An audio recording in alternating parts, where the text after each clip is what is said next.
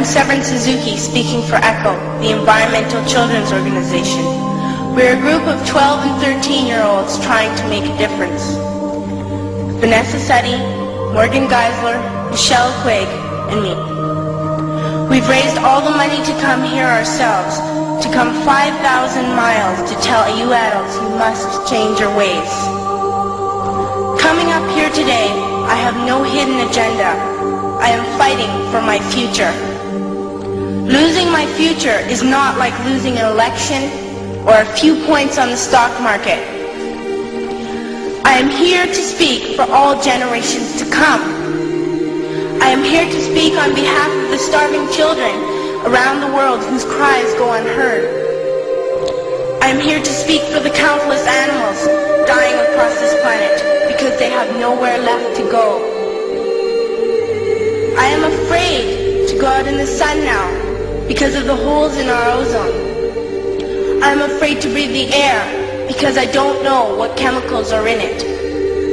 I used to go fishing in Vancouver, my home, with my dad, until just a few years ago we found the fish full of cancers.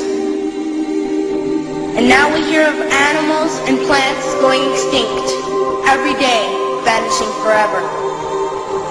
In my life, I have dreamt of seeing the great herds of wild animals, jungles and rainforests, full of birds and butterflies.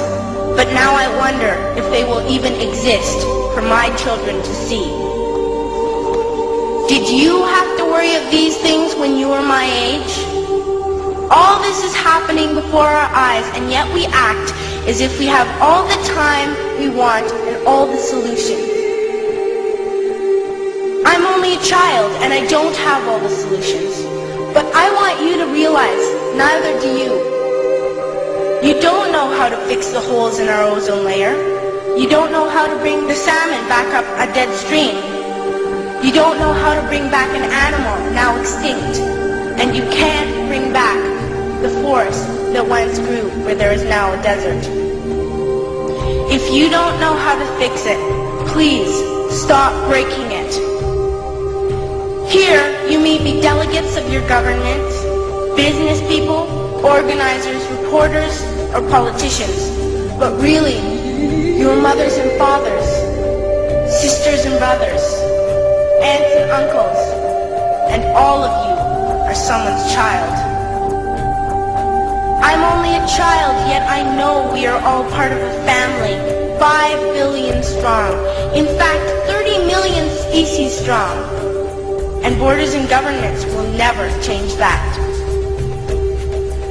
I'm only a child, yet I know we are all in this together and should act as one single world towards one single goal.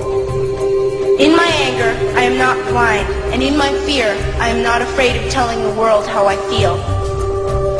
In my country, we make so much waste. We buy and throw away, and yet northern countries will not share with the needy. Even when we have more than enough, we are afraid to share.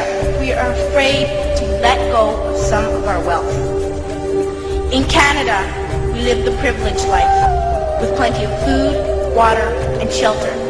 We have watches, bicycles, computers, and television sets. The list could go on for 2 days.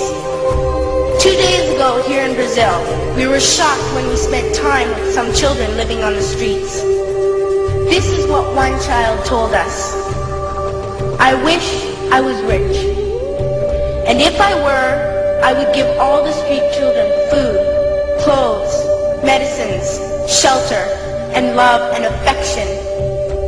If a child on the streets who has nothing is willing to share, why are we who have everything still so greedy?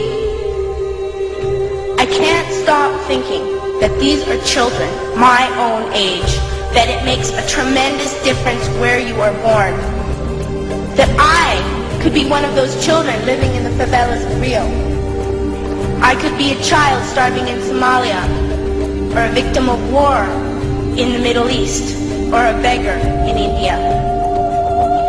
I am only a child, yet I know if all the money spent on war was spent on finding environmental answers, ending poverty, and finding treaties, what a wonderful place this earth would be.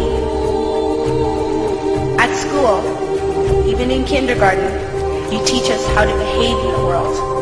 You teach us not to fight with others, to work things out, to respect others, to clean up our mess, not to hurt other creatures, to share, not be greedy.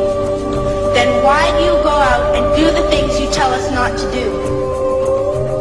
Do not forget why you are attending these conferences, who you're doing this for. We are your own children. You are deciding what kind of world we are growing up in.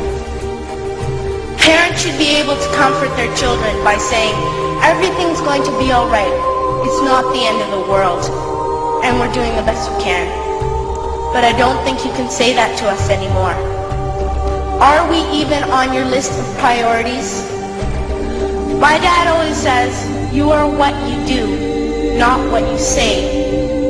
Well, what you do makes me cry at night. You grown-ups say you love us, but I challenge you, please, make your actions reflect your words.